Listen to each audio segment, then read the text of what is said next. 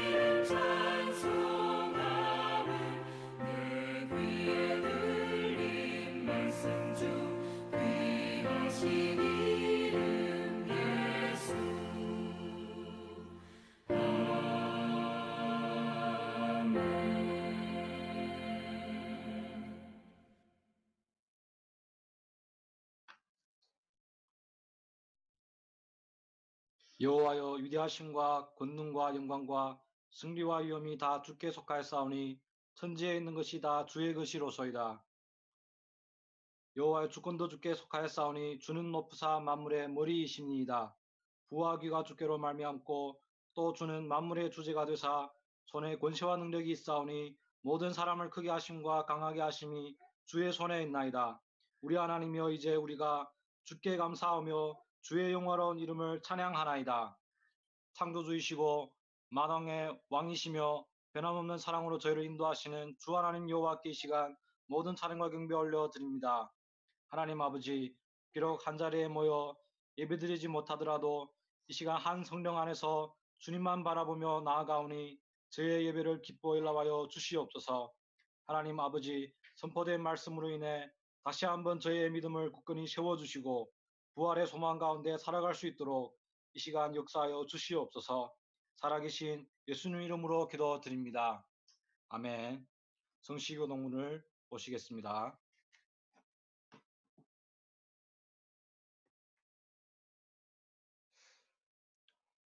너희는 눈을 높이 들어 누가 이 모든 것을 창조하였나 보라. 주께서는 수요대로 만상을 이끌어 내시고 각각 그 이름을 부르시나니 그의 권세가 크고 그의 능력이 강함으로 하나도 빠짐이 없느니라. 야곱아 내가 어찌하여 말하며 이스라엘아 내가 어찌하여 이르기를 내 사정은 여호와께 숨겨졌으며 원통한 것은 내 하나님에게서 수리하심을 받지 못한다 하느냐.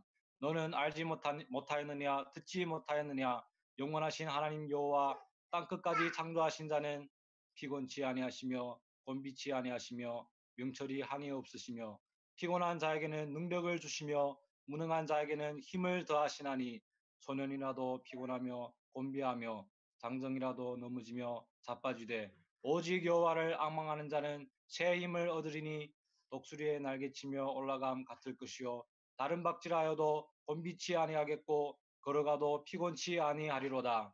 아멘. 아래 사도신경으로 제 신앙을 고백하시겠습니다. 전능하사 천지를 만드신 하나님 아버지를 내가 믿사오며 그 외아들 우리 주 예수 그리스도를 믿사오니 이는 성령으로 잉태하사 동정녀 마리아에게 나시고 본디오 빌라도에게 고난을 받으사 십자가에 못 박혀 죽으시며 장사한 지 사흘 만에 죽은 자 가운데서 다시 살아나시며 하늘에 오르사 전능하신 하나님 우편에 앉아 계시다가 저리로서 산자와 죽은 자를 심판하러 오시리라. 성령을 믿사오며 거룩한 공회와 성도가 서로 교통하는 것과 죄를 사하여 주시는 것과 몸이 다시 사는 것과 영원히 사는 것을 믿사옵나이다. 아멘. 자리에 앉으셔서 찬송가 165장 통일 찬송가 155장 주님께 영광으로 하나님께 나아가겠습니다.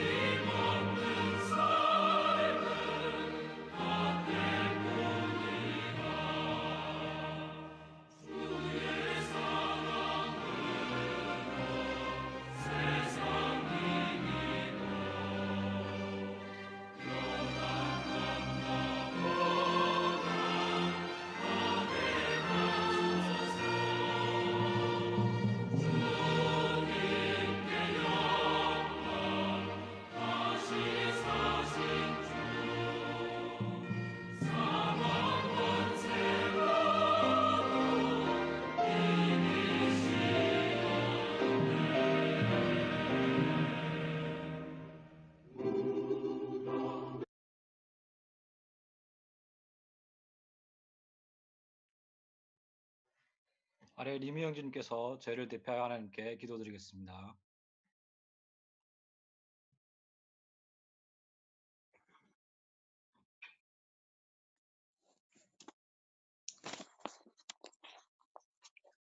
세상 만물이 주관자 되시고 우리 마음속 깊은 곳과 삶의 모든 곳에까지 헤아려 주시는 하나님 아버지, 지난 한 주도 변함없이 우리의 삶을 인도해 주심에 감사를 드립니다.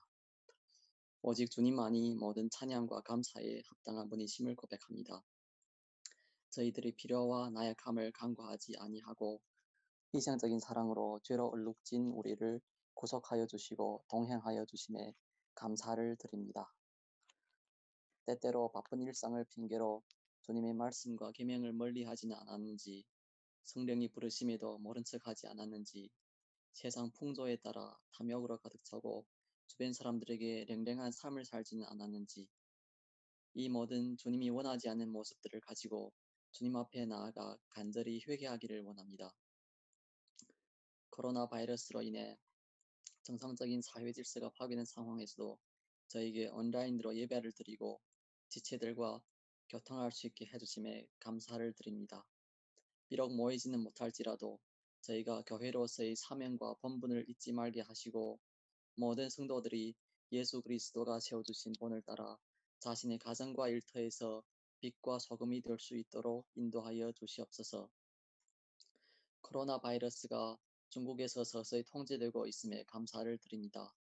하지만 아직도 이번 사태로 인해 아픔과 어려움을 겪고 있는 사람들이 많습니다. 주님께서 권능의 손으로 그들의 아픔을 치유하여 주옵시고 또 우리로 하여금 주변의 아픔과 어려움에 대해 더욱 민감하게 귀를 기울이고 반응하게 하여 주시옵소서. 직장 출근 전면 회복과 학생 어린이들의 개학도 눈앞에 다가왔습니다. 지체들과 주일학교 어린이들이 경각심을 늦추지 말고 끝까지 자신의 건강을 잘 지킬 수 있도록 도와주시옵소서.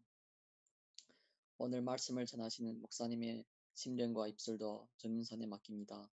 목사님의 입을 통해 저희가 하나님의 말씀을 올바르게 이해할 수 있도록 도와주시옵고 예수님이 죽으심과 부활의 의미를 마음속에 명기하고 항상 주님과 동행하는 삶을 구하는 마음을 주시옵소서. 또 마음과 말뿐 아니라 우리가 결단한 바를 실천할 수 있는 행동력도 주시옵소서. 이 모든 것에 감사하며 살아계신 우리 주 예수 그리스도의 이름으로 기도합니다. 아멘.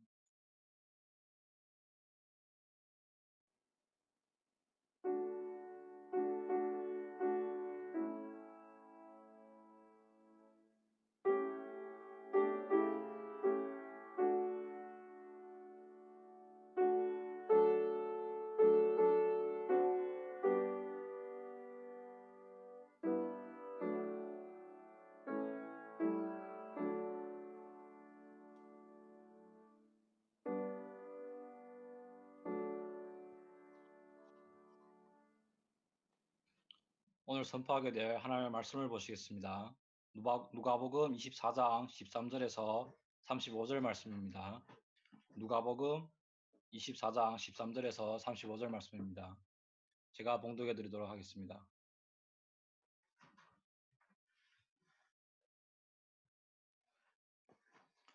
그날에 그들 중 둘이 예루살렘에서 25리 되는 엠마오라 하는 마을로 가면서 이 모든 대의를 서로 이야기하더라.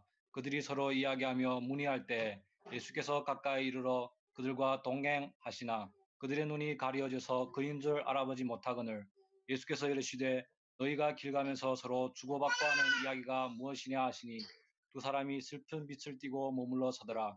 그 한 사람인 글로바라 하는 자가 대답하여 이르되 당신이 예루살렘에 체류하면서도 요즘 거기서 된 일을 혼자만 알지 못하느냐 이르시되 무슨 일이냐 이르되 나사렛 예수의 일이니 그는 하나님과 모든 백성 앞에서 말과 일에 능하신 선지자이거늘 우리 대제사장들과 관리들이 사형 판결에 넘겨주어 십자가에 못 박았느니라. 우리는 이 사람이 이스라엘을 송량할 자라고 바라노라. 이뿐 아니라 이 일이 일어난 지가 사흘째요. 또한 우리 중에 어떤 여자들이 우리로 놀라게 하였으니 이는 그들이 새벽에 무덤에 갔다가 그의 시체는 보지 못하고 와서 그가 살아나셨다 하는 천사들의 나타남을 보았다 함이라. 또 우리와 함께 한 자 중에 두어 사람이 무덤에 가 과연 여자들이 말한 바와 같음을 보았으나 예수는 보지 못하였느니라 하거늘 이르시되 미련하고 선지자들이 말한 모든 것을 마음에 더디 믿는 자들이여 그리스도가 이런 고난을 받고 자기의 영광에 들어가야 할 것이 아니냐 하시고 이에 모세와 모든 선지자의 길로 시작하여 모든 성경에 쓴 바 자기에 관한 것을 자세히 설명하시니라. 그들이 가는 마을에 가까이 가매 예수는 더 가려 하는 것 같이 하시니 그들이 강권하여 이르되 우리와 함께 유하사이다. 때가 저물어 가고 날이 이미 기울었나이다 하니 이에 그들과 함께 유하러 들어가시니라. 그들과 함께 음식 잡수실 때 떡을 가지사 축사하시고 떼어 그들에게 주시니 그들의 눈이 밝아져 그인 줄 알아보더니 예수는 그들에게 보이지 아니하시는지라. 그들이 서로 말하되 길에서 우리에게 말씀하시고 우리에게 성경을 풀어주실 때 우리 속에서 마음이 뜨겁지 아니하더냐 하고 곧 그때로 일어나 예루살렘에 돌아가 보니 열한 제자 및 그들과 함께한 자들이 모여 있어 말하기를 주께서 과연 살아나시고 시몬에게 보이셨다 하는지라. 두 사람도 길에서 된 일과 예수께서 떡을 떼심으로 자기들에게 알려주신 것을 말하더라. 아멘. 아래 목사님께서 부활하신 주님의 동행이라는 제목으로 하나님의 말씀을 선포하시겠습니다.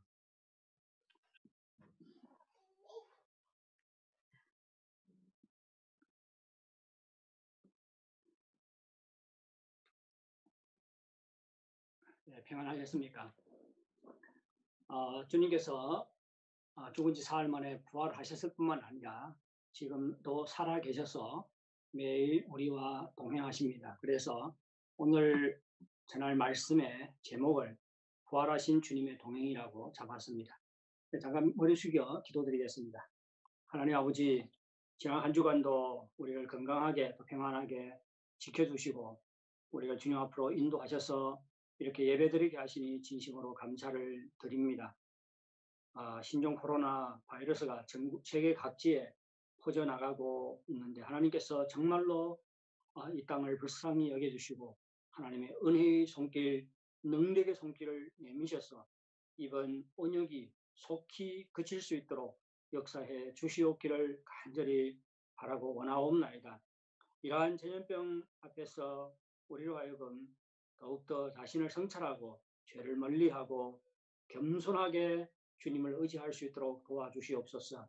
이번 전염병을 통해서 하나님 아버지 우리의 교회들을 정결케 하시고 정말 주님 앞에 더욱 기뻐하는 모습으로 변화시켜 주시옵기를 간절히 바라고 원하옵나이다.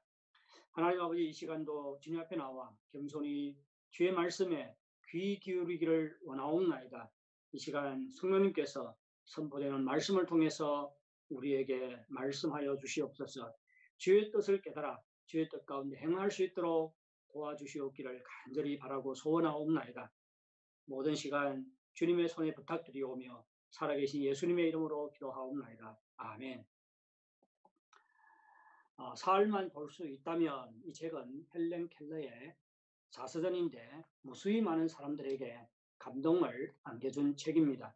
헬렌 켈러는 이 책에서 자신의 기적적인 삶을 자세하게 묘사하고 있습니다. 헬렌 켈러는 생후 19개월이 되었을 때 큰 병을 앓고 시력과 청력이 다 손상을 입어서 보지도 못하고 듣지도 못하는 사람이 되었습니다. 하지만 그는 피나는 노력을 통해서 장애를 극복하고 하버드 대학에 입학을 합니다. 헬렌 켈러는 영어, 독일어, 불어, 라틴어, 헬라어 등 5가지 언어를 익혔을 뿐만 아니라 14권의 책을 저술을 했습니다. 그리고 장애인 복지 사업에 일생을 바쳤습니다. 1964년 헬렌 켈러는 대통령 자유훈장을 수상을 했습니다. 유명한 작가 마크 트윈은 이렇게 헬렌 켈러를 평가했습니다. 헬렌 켈러와 나폴레옹은 19세기에 태어난 가장 걸출한 두 인물이다. 나폴레옹은 무기로 세계를 정복하려고 했지만 실패했다. 하지만 헬렌 켈러는 펜으로 세상을 정복하는 데 성공했다. 하지만 헬렌 켈러의 이러한 성과는 50년 동안 그와 함께한 그의 가정교사 앤 셀리번과 갈라놓을 수가 없습니다. 동반자 앤 셀리번의 사랑과 헌신이 헬렌 켈러를 위대한 인물로 만들었다고 말할 수가 있겠습니다. 앤 설리번 역시 결막염으로 시각 장애를 가지고 있었습니다. 여러 번에 걸친 수술로 시력을 조금 회복했지만 시력이 아주 약했고 평생 사물이 둘로 겹쳐 보이는 불편을 감내해야만 했습니다. 앤 설리번은 20살에 장애인 학교를 졸업하고 헬렌 켈러의 가정교사가 됩니다. 그때 헬렌 켈러는 겨우 6살이었는데 보지도 못하고 듣지도 못하는 데다가 응석바지로 자라다 보니 도통 누구의 말도 듣지를 않았습니다. 앤 설리번은 악다구니를 쓰며 달려드는 아이와 하루 종일 씨름하면서 그에게 수화를 가르쳐야 했습니다. 그래서 정신적으로 육체적으로 진이 빠지곤 했습니다. 하지만 앤 설리번의 노력은 헛되지 않았습니다. 헬렌 켈러는 끝내 언어를 익히게 되었고 하버드 대학까지 입학하게 되었습니다. 헬렌 켈러는 앤 설리번의 유일한 학생이었습니다. 앤 설리번은 50년간의 동반과 앤 설리번의 50년간의 동반과 헌신이 헬렌 켈러를 장애를 극복한 위대한 인물이 되게 했던 것입니다. 사랑하는 여러분, 우리에게도 여러 동반자들이 있습니다. 부모의 동행이 없다면 우리는 생존할 수도 없습니다. 가족과 친구들의 동행이 없다면 우리는 건강하게 자랄 수가 없습니다. 우리를 사랑하는 여러 사람들의 동행, 이것은 우리에게 큰 복이 아닐 수가 없습니다. 그런데 우리에게 더 좋은 동반자가 있습니다. 우리를 우리를 위해 십자가에 죽으시고 죽음에서 부활하신 우리 주 예수 그리스도입니다. 하나님의 아들은 우리 죄를 짊어지시고 십자가에 못 박혀 죽으셨을 뿐만 아니라 사흘 만에 죽은 자 가운데서 부활하셨습니다.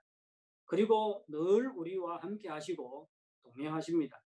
부모가 늙으면 우리를 떠납니다. 형제 자매들도 결혼을 하면 전처럼 우리를 돌봐주지 못합니다.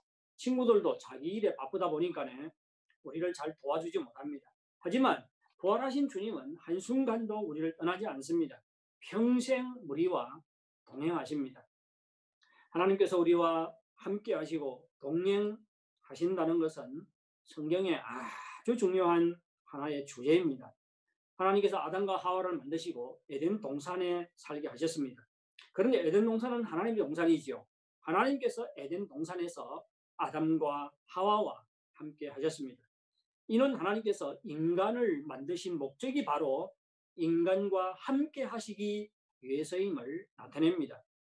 이것은 출애굽 사건에도 그대로 나타나지요. 하나님께서 이스라엘 백성들을 애굽에서 구원하신 후에 곧바로 그들을 시내산에 데리고 갑니다. 거기서 이스라엘 백성과 언약을 맺으시고 이스라엘 백성을 하나님의 백성으로 삼으십니다. 그리고는 그들에게 성막을 만들 것을 지시하셨습니다. 왜 성막을 만들라고 하지요? 단순히 예배를 드리라고 제사를 드리라고 그렇지 않습니다. 성막은 이 땅에서의 하나님의 처소입니다. 따라서 하나님께서 이스라엘 백성들에게 성막을 만들라고 한 것은 하나님께서 그들 가운데 거하시겠다는 말입니다. 그들과 함께 하시고 그들과 동행하시겠다는 말입니다. 우리는 이로부터 하나님께서 우리를 구원하신 목적도 우리와 함께 하시고 우리와 동행하기 위한 것임을 알 수가 있습니다. 예수님께서 태어나신 후에 예수님의 이름이 임마누엘이라고 마태복음은 말하고 있지요. 임마누엘은 하나님께서 우리와 함께 하신다는 뜻입니다. 이는 무엇을 말해주지요? 예수님께서 태어나신 것도 하나님께서 우리와 함께 하시는 증거라는 것입니다. 예수님께서 죽음에서 부활하신 후에 제자들에게 세상 끝까지 함께 하시겠다고 약속하셨습니다. 그리고 이 약속대로 표적과 기사로 그들이 전하는 복음이 사실임을 증거해 주셨습니다. 부활하신 예수님께서는 지금 우리와 함께 하십니다. 그리고 장차 영광의 왕으로 재림하시게 되면 우리는 부활해서 하늘나라에서 영원히 주님과 함께 살게 됩니다. 그런데 한 가지 문제가 있습니다. 예수님께서 죽음에서 부활하신 후에 승천하셔서 하나님 우편에 앉아 계신다고 그렇게 성경은 말하잖아요. 그런데 어떻게 우리와 함께 하시고 우리와 동행하시지요? 우리는 요한복음 14장 16절에서 이 문제에 대한 해답을 얻을 수가 있습니다. 예수님께서 제자들에게 이렇게 말씀하셨습니다.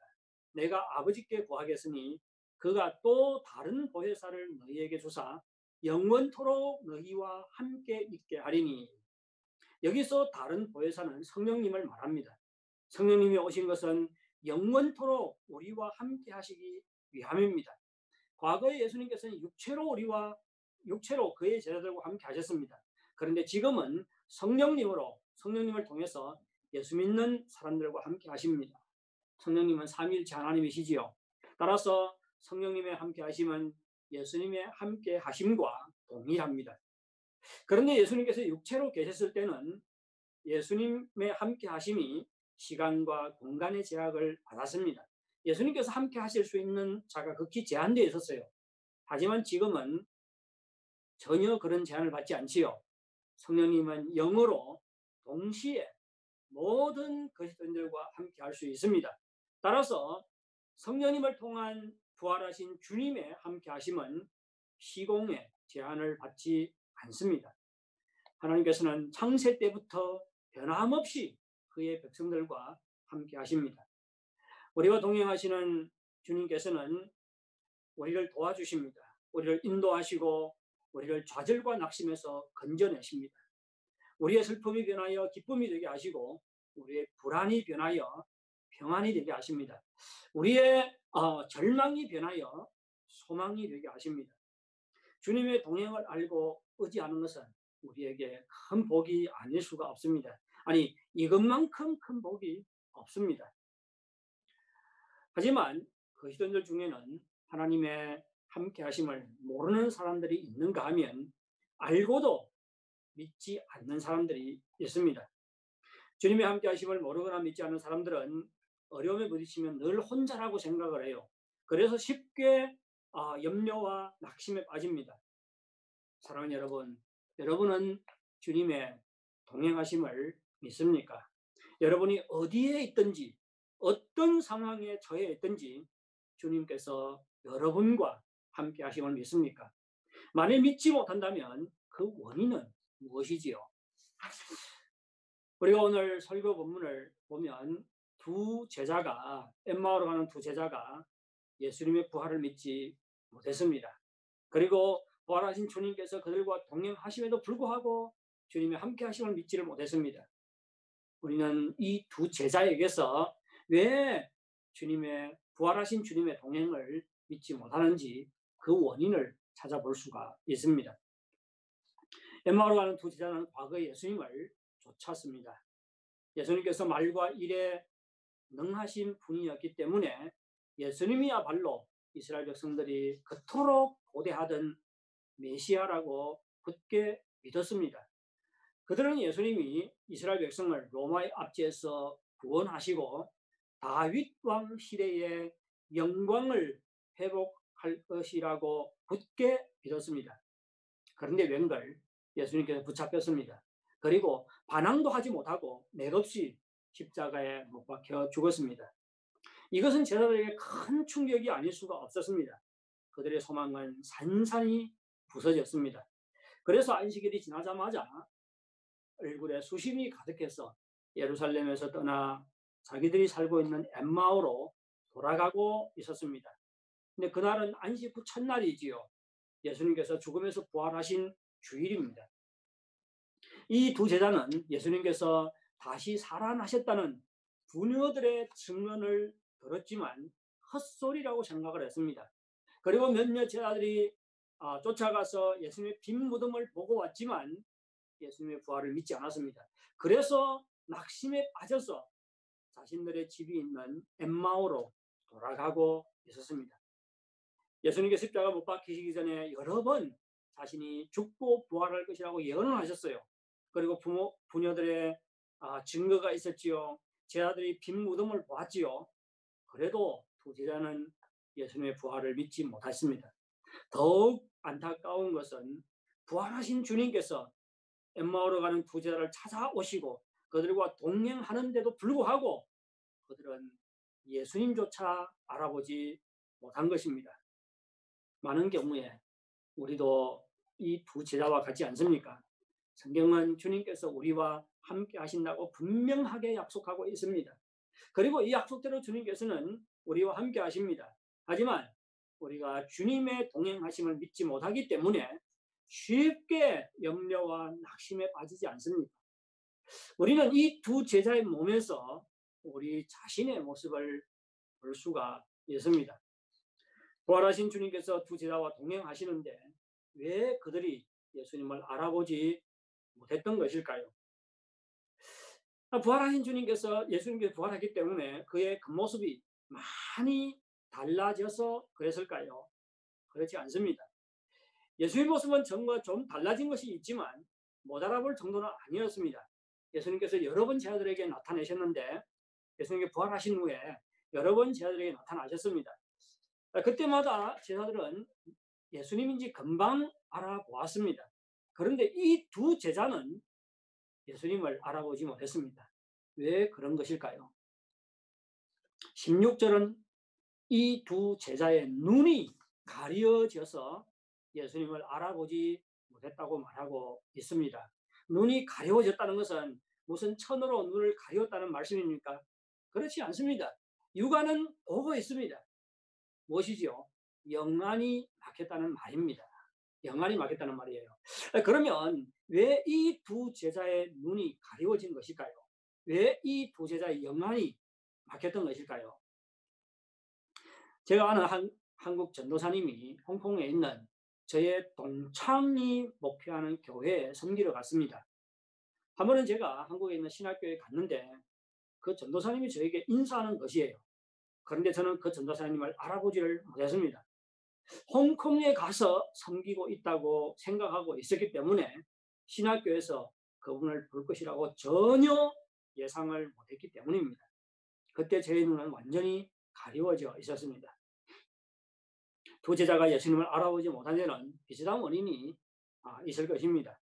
예수님께서 부활하실 것이라고 믿지를 않았어요. 그런데 부활하신 예수님께서 그들에게 나타나셨습니다. 그래서 예수님을 보았을 때 예수님일 것이라고 전혀 생각을 못했던 것입니다. 예수님께서 25절에서 이렇게 말합니다. 미련하고 선지자들이 말한 모든 것을 마음에 더디 믿는 자들이여. 미련하고 선지자들이 말한 모든 것을 마음에 더디 믿는 자들이여. 그들의 눈이 막혔던 것은, 가려워졌던 것은 무엇 때문이지요? 믿음이 없었기 때문입니다. 이 두 제자는 믿음이 없었기 때문에 집으로 돌아가는 길에서 부활하신 예수님을 만날 것이라고 전혀 예측을 못했습니다. 눈이 어두워져서 예수님이 낯선 모습으로 보인 것입니다. 믿음이 없기 때문에 그들의 영안이 막혔고 예수님을 알아보지 못했던 것입니다. 우리도 믿음이 없으면 영안이 가려워집니다. 그래서 믿음의 눈으로 우리 주변에 벌어지는 일들을 바라보지 못합니다. 예. 부활하신 주님께서 우리와 동행하심에도 불구하고 우리가 알지도 못하고 느끼지도 못합니다. 무엇 때문에? 믿음이 없기 때문입니다. 믿음이 없으면 우리의 영안이 가려워져요. 지금도 부활하신 주님께서 우리와 함께 하시는데 이제는 육체로 함께 하시지 않고 성령님으로 우리와 함께 하십니다. 예수님께서 승천하신 후에 성령님이 오셔서 모든 예수 믿는 자들과 함께 하십니다. 성령님도 삼위일체 하나님이기 때문에 성령님의 함께 하심은 예수님의 함께 하심과 마찬가지입니다. 우리가 예수 믿을 때 성령님께서 우리 안에 들어와 우리와 함께 계시고 우리를 인도하십니다. 성령님은 우리의 육안으로 볼 수 없습니다. 따라서 더욱더 무엇이 필요해요? 믿음이 필요한 것이죠. 우리에게 믿음의 눈이 필요하고 영적인 눈이 필요합니다. 믿음의 눈, 영적인 눈으로만 성령님의 동행하심을 볼 수 있고 느낄 수가 있습니다. 믿음의 눈, 영적인 눈이 열리지 않으면 성령님의 동행하심을 볼 수가 없습니다. 그러면 어떻게 하면 늘 성령님을 통한 주님의 동행하심을 알고 믿고 또 느끼며 살 수 있을까요? 예수님께서 어떻게 엠마오로 가는 두 제자의 눈을 열어주었는가를 보면 이 문제에 대한 해답을 얻을 수가 있습니다. 두 제자는 예수님의 부활을 믿지 못했기 때문에 마음이 슬프고 아팠습니다. 소망이 산산이 깨어져 가지고 낙심에 빠져서 고향으로 돌아가고 있었습니다. 그들이 이토록 미련하고 연약함에도 불구하고 예수님께서는 그들을 버리지 않았습니다. 그들에게 다가가 그들과 대화를 나누었습니다. 제 아들의 모습을 보면 정말 안타까운 마음이 들지 않습니까? 부활하신 주님께서 그들과 동행하는데도 불구하고 그들은 염려와 낙심에 빠져 있습니다. 만일 지금 부활하신 주님께서 그들과 동행하고 있다는 것을 안다면 염려를 하지 않았을 거예요. 낙심을 하지 않았을 것입니다. 그런데 그들은 주님을 알아보지 못했기 때문에, 믿음이 없었기 때문에 주님께서 그들과 동행함에도 불구하고 주님의 동행하심을 알아보지 못하고 염려와 낙심과 슬픔에 빠져 있었습니다. 한참 후에야 부활하신 예수님을 알아봅니다. 그들이 부활하신 주님을 알아보는 순간 그들의 상태가 완전히 변했습니다. 슬픔과 염려와 낙심이 싹 사라졌습니다. 그들은 즉시 일어나서 예루살렘으로 돌아갔고, 예루살렘에 돌아가서 예수님께서 부활하셨다고 증거를 했습니다.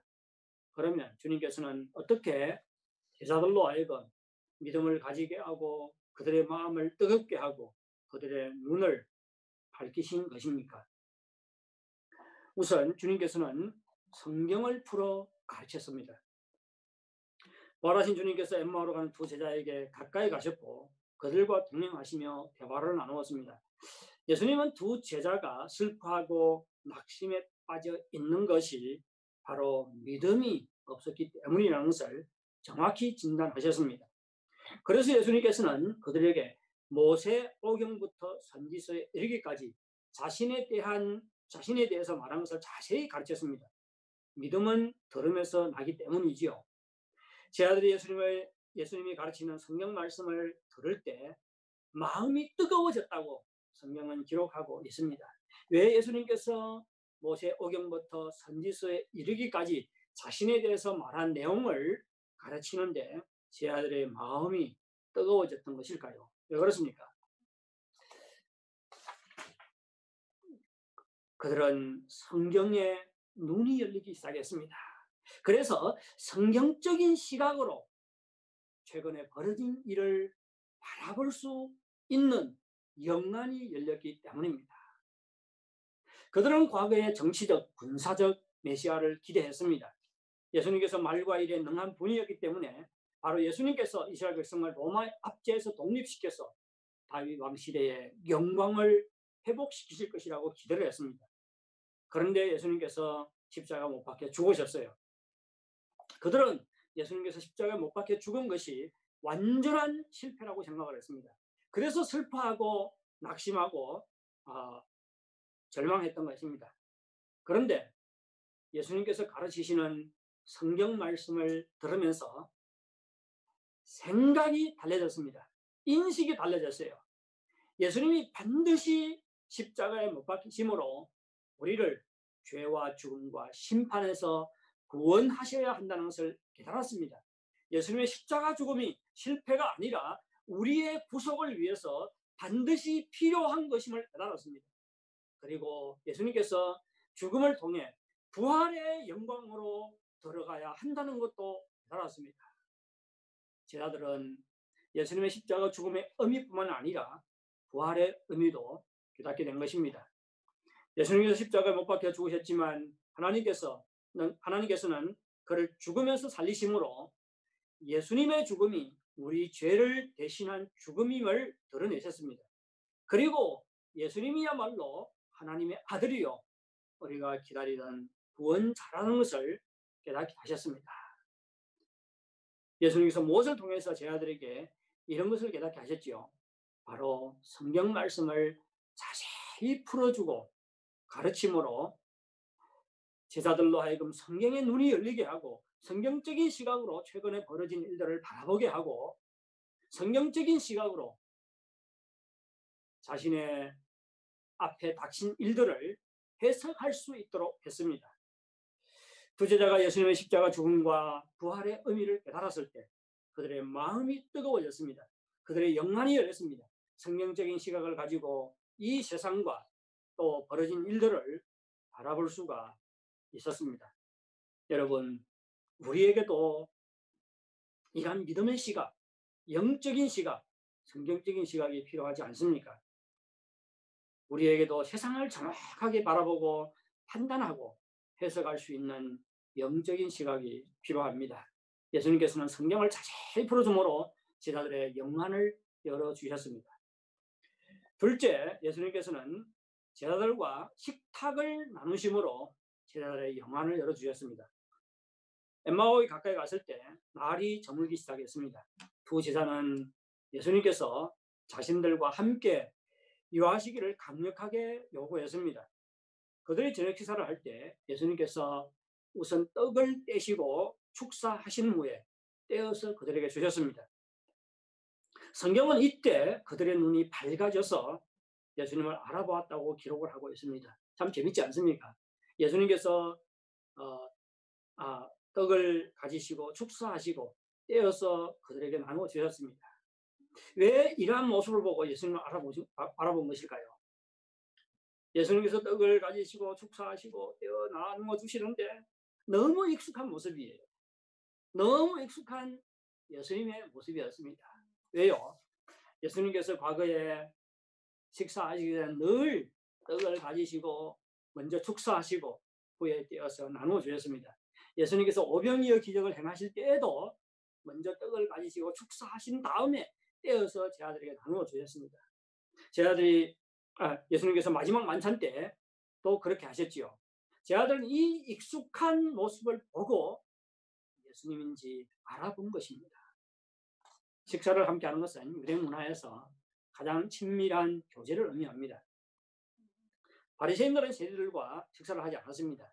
그리고 세리들과 함께 식사했던 예수님을 비난한 것도 이 때문입니다. 예수님께서 어떻게 그 더러운 세리들과 친밀한 교제를 나누지요? 그들은 이해를 할 수 없었던 것이지요. 예수님께서는 바리새인들의 반대를 무릅쓰고 세리나 죄인들과 식사를 하셨는데 이를 통해서 그들의 죄가 아무리 많더라도 예수님을 믿기만 하면 죄사함을 받고 구원을 받고 하나님의 백성이 되고 장차 하늘나라 잔치에 참여할 수 있다는 것을 나타내셨습니다.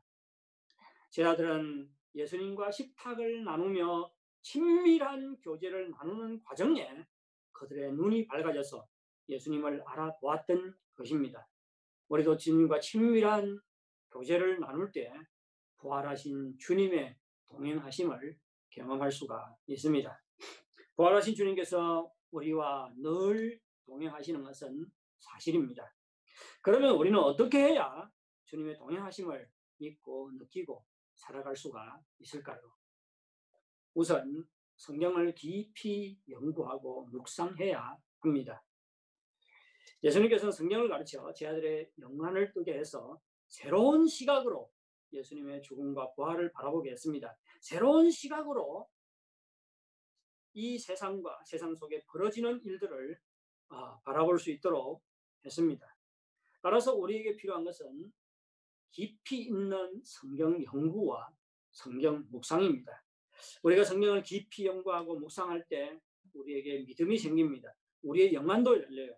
그래서 성경적인 시각으로 세상을 바라보고 우리 생활 속에 벌어지는 일들을 바라볼 수가 있습니다.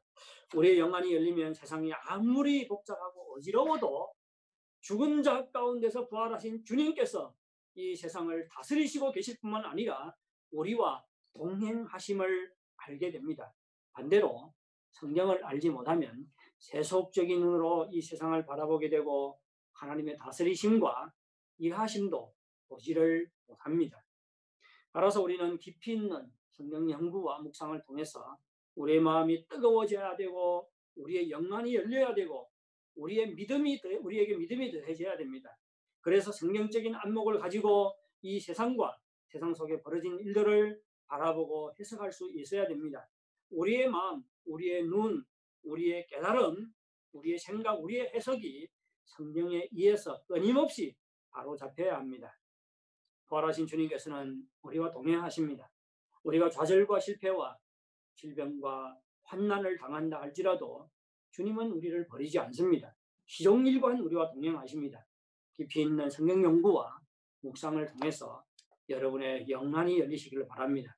그래서 부활하신 주님의 동행하심을 깨닫고 어떠한 상황 속에서도 주님을 의지하며 사는 여러분들이 되시기를 바랍니다. 첫째는 정말로 깊이 있는 성경 연구와 묵상이 필요합니다. 두 번째는 주님과 친밀한 교제를 나누어야 합니다. 부활하신 주님의 동행하심을 경험하기 위해서는 우리는 또한 주님과 친밀한 교제를 나누어야 합니다. 두 제자가 주님과 친밀한 교제를 나누는 과정에 그들의 눈이 열려서 부활하신 주님을 알아보았습니다. 우리도 주님을 가까이 하고 주님과 친밀한 교제를 나눌 때 우리의 눈이 열릴 것입니다. 우리와 동행하시는 주님을 바라보고 느낄 수가 있을 것입니다. 특히 우리가 어려움에 부딪힐 때 우리는 믿음이 약해지고 흔들릴 수가 있죠. 이때일수록 우리는 더욱 주님을 가까이 하고 힘써 주님과 친밀한 교제를 나누어야 합니다. 그러면 어려움을 통과할 때도 부활하신 주님의 동행을 느낄 수가 있습니다. 다윗은 시편 23편 4절에서 이러한 고백을 합니다. 내가 사망의 음침한 골짜기를 다닐지라도 해 받을 것을 두려워하지 않는 것은 주께서 나와 함께 하시며라. 주의 지팡이와 막대기가 나를 안위하시나이다. 다윗이 사망의 음침한 골짜기를 통과할 때도 하나님의 함께 하심을 믿었습니다. 어떻게 그러한 상황 속에서 주님의 동행하심을 믿을 수가 있었지요? 우리는 시편 23편 6절에서 그 단서를 찾을 수가 있습니다. 다윗은 6절에서 이런 고백을 합니다. 내 평생의 선하심과 인자하심이 정녕 나를 따르리니 내가 여호와의 집에 영원히 거하리로다. 여호와의 집에 거한다는 것은 주님을 가까이 하고 주님께 예배드리고 주님께 제사드리고 주님과 친밀한 관계 가운데 들어간다는 말입니다. 다윗은 주님과 친밀히 교제하는 중에 주님으로부터 끊임없는 선하심과 인자하심을 맛보았습니다. 그렇기 때문에 사망의 음침한 골짜기를 다닐 때도 주님의 함께 하심을 믿었던 것입니다. 친밀한 교제로 인해서 다윗은 역경 속에서도 주님의 함께 하심과 동행하심을 믿을 수가 있었습니다. 부활의 주님께서는 시종일관 우리와 동행하십니다. 우리가 처한 상황이 어떠하든지 주님을 가까이 하고 늘 주님과 친밀한 교제를 나누시기 바랍니다.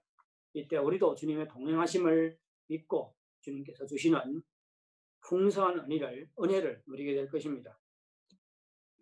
이러한 이야기가 있지요. 과거에 여러분에게 이야기를 했던 것 같습니다. 한 사람이 힘든 길을 걷고 있었습니다. 출발하기 전에 하나님께서 그에게 약속하셨어요. 마음 놓아라. 내가 늘 너와 함께 하겠다. 이 사람은 이 약속 때문에, 하나님의 약속 때문에 여러 번 너무 힘들어서 포기하고 싶었지만 끝까지 견지했습니다. 힘든 길을 다 지나온 후에 뒤돌아보니까 처음에는 두 사람의 발자국이 나란히 지켜 있었습니다. 그런데 자신이 가장 힘들었던 구간에는 한 사람의 발자국만 지켜 있었어요.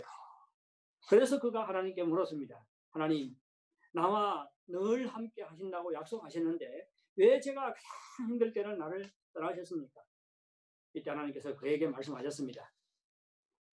내가 보는 그 발자국은 네 발자국이 아니라 내 발자국이다. 네가 어려울 때 나는 너의 손을 잡고 너와 동행했고 너가 힘들어서 견디지 못할 때 나는 너를 업고 걸었다. 사랑하는 여러분, 하나님은 우리와 늘 동행하시는 분입니다. 우리의 손을 붙잡고 걸어가시고 우리를 업고 걸어가십니다. 이스라엘 백성이 출애굽한 후에 하나님께서 이스라엘 백성들에게 이와 같은 말씀을 하셨습니다. 내가 애굽 사람에게 어떻게 행하였음과 내가 어떻게 독수리 날개로 너희를 업어 내게로 인도하였음을 너희가 보았느니라. 내가 어떻게 독수리 날개로 너희를 업어 내게로 인도하였음을 너희가 보았느니라. 출애굽기 19장 4절 말씀입니다. 하나님께서는 10재앙을 내리셔서 애굽 왕 바로로 하여금 이스라엘 백성을 애굽에서 내보내도록 했습니다. 이스라엘 백성들이 애굽에서 나온 후 시내산에 오는 과정에 여러 가지 어려움과 위험을 경험을 합니다. 넘실대는 홍해가 앞을 가로막기도 하지요. 애굽 군대가 뒤에서 추격해오기도 하지요. 배고픔과 목마름을 경험하기도 합니다. 그리고 아말렉과 전쟁을 치르기도 합니다. 하나님께서는 이 과정에 늘 이스라엘 백성과 동행하시고 그들을 위해서 싸우시고 그들의 필요를 공급하셨습니다. 그래서 하나님께서는 마치 독수리 날개로 그들을 입어서 시내산까지 인도하셨다고 말하고 있는 것입니다. 부활의 주님께서는 늘 우리와 동행하십니다. 우리의 손을 놓지 않습니다. 우리가 혼자서 걷지 못할 때 우리를 업어서 고난의 길을 통과하게 하십니다. 우리가 어떤 역경에 부딪히도 주님은 늘 우리와 동행하십니다. 우리와 동행하시는 부활의 주님을 의지하시기 바랍니다. 사랑하는 여러분, 예수 그리스도께서는 우리 죄를 짊어지시고 십자가에 못 박혀 죽으셨을 뿐만 아니라 사흘 만에 죽음에서 부활하셨습니다. 부활하신 주님께서는 우리와 함께 하시고 동행하십니다. 우리가 순조로울 때 우리와 함께 하실 뿐만 아니라 우리가 역경에 부딪힐 때도 변함없이 우리와 동행하십니다. 성경을 깊이 연구하고 묵상하시기 바랍니다. 힘써서 주님과 친밀한 교제를 나누시기 바랍니다. 이때 우리는 마음이 뜨거워질 것이고 영안이 열릴 것이고 부활하신 주님의 동행하심을 믿고 더욱 힘있게 신앙생활할 수 있을 것입니다. 부활하신 주님의 동행하심을 의지해서 마음의 염려와 불안과 낙심을 몰아내시기 바랍니다. 평안과 기쁨을 누리며 사는 여러분들이 되시기를 바랍니다. 헬렌 켈러와 50년 동안 동행한 앤 셀리번이 헬렌 켈러로 하여금 장애를 극복한 위대한 인물로 성장하게 했습니다. 우리가 부활하신 주님의 동행하심을 믿고 주님을 의지할 때 우리와 동행하시는 주님께서 우리로 하여금 더욱 하나님을 영화롭게 하는 삶을 살 수 있게 하실 것입니다. 네, 우리 찬양 한 곡 부른 다음에 같이 기도하도록 하겠습니다. 부활하신 구세주,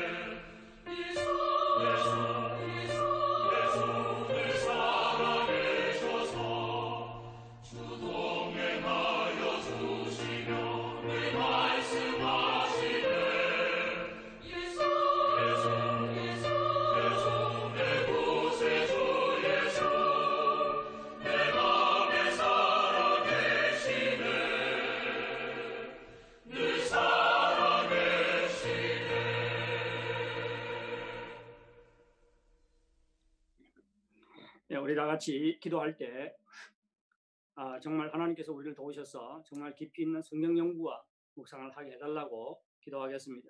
뿐만 아니라 우리 삶이 어려울수록 더욱더 주님을 가까이 하고 주님과 친밀한 교제를 나누게 해달라고 기도하겠습니다.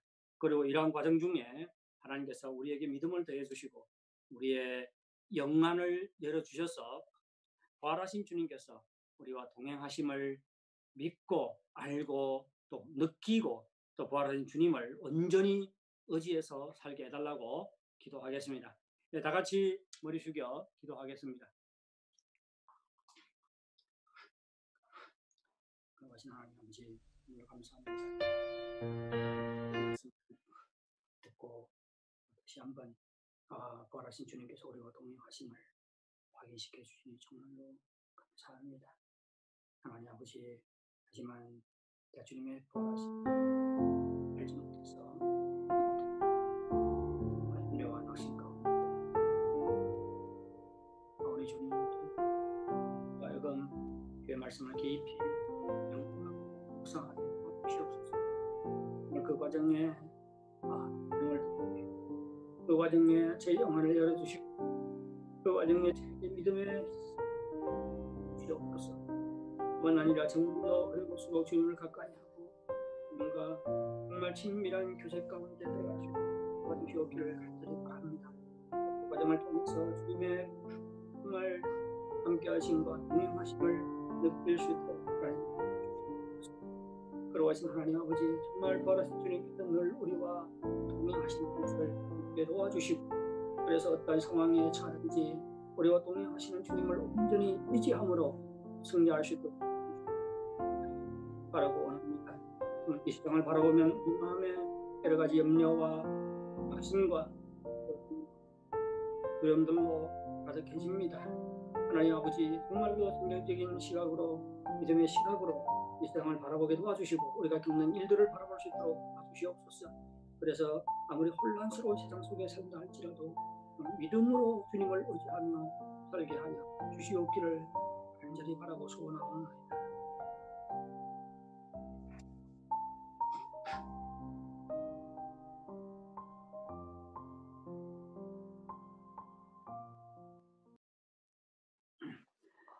하나님 아버지, 예수님께서 우리 죄를 짊어지시고 십자가에 죽으셨을 뿐만 아니라 죽음에서 부활하시고 또 오늘날 우리와 동행하심을 믿습니다. 하나님 아버지, 우리가 자주자주 염려와 근심과 낙심과 그리고 불안에 빠지는 것은 주님의 동행하심을 알지 못하거나 또 주님의 동행하심을 믿지 못하기 때문인 것을 알았습니다. 하오니 주님, 정말 깊이 있는 성경 연구와 또 성경 묵상에 힘쓸 수 있도록 도와주시옵소서. 그 과정에 우리에게 믿음을 더해 주시고 우리의 영안을 열어주시고 그래서 정말 믿음의 시각으로 이 세상을 바라보게 도와주시고 믿음의 시각으로 부활하신 주님께서 우리와 동행하신다는 것을 늘 알고 살아갈 수 있도록 도와주시옵기를 간절히 원합니다. 하나님 아버지, 또한 우리가 어려울수록 주님을 가까이 하고 주님과 친밀한 교제에 힘쓸 수 있도록 도와주시옵소서. 그 과정에 부활하신 주님께서 우리와 함께 하심을 느끼며 살아갈 수 있도록 도와주시옵기를 간절히 바라고 소원하옵나이다.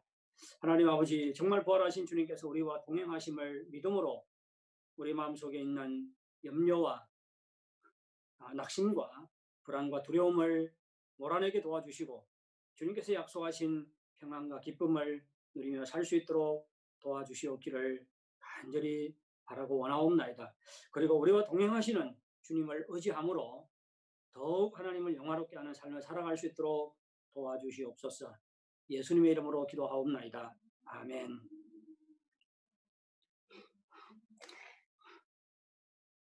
네, 다 같이 헌금 찬양을 부르도록 하겠습니다. 모든 것이 주께로부터 왔으니 이에 그의 주께 바치나이다.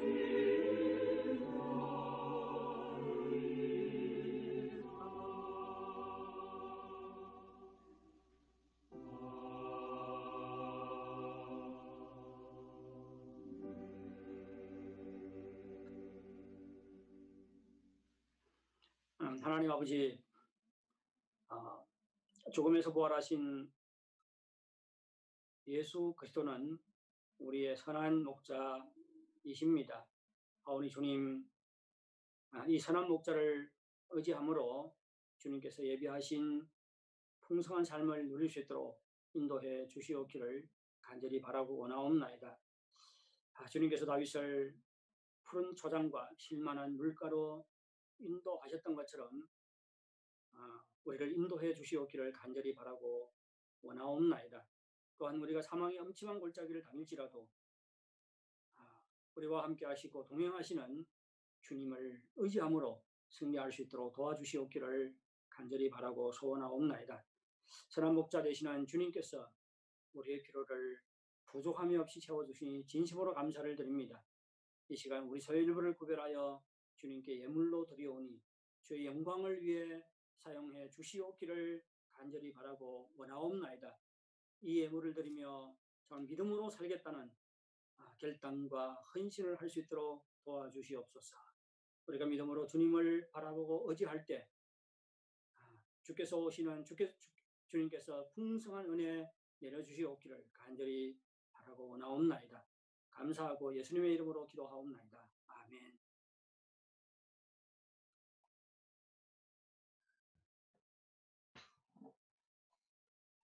아래 교회 소식 시간입니다. 오늘 오후 성경 공부와 주중 목장 모임 공부는 다 정상 진행합니다. 많이 참석해 주시기 바랍니다. 다들 자리에 일어나셔서 찬송가 54장, 통일 찬송가 61장, 주요 복을 구하니로 하나님께 찬양 드리겠습니다.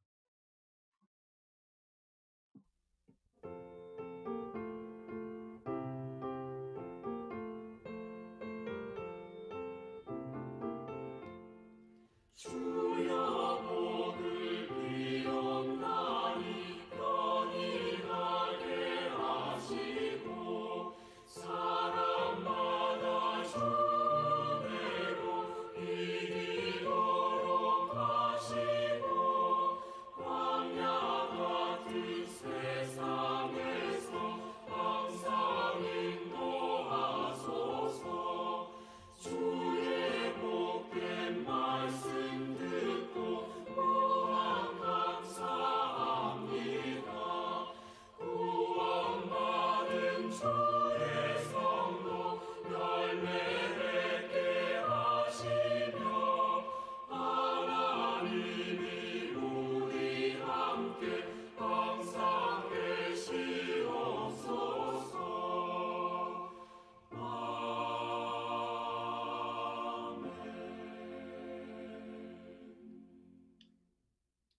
지금은 우리 주 예수 그리스도의 은혜와 하나님 아버지의 무한하신 사랑과 성령 하나님의 감화 감동 충만 인도하심의 역사가 부활하신 주님의 동행하심을 믿음으로 늘 하나님께 영광 돌리며 살기를 소원하는 모든 성도들 위해, 그 가정 위에, 직장 위에, 산업 위에, 그리고 이 교회 위에 영원토록 함께 하실지어다. 아멘.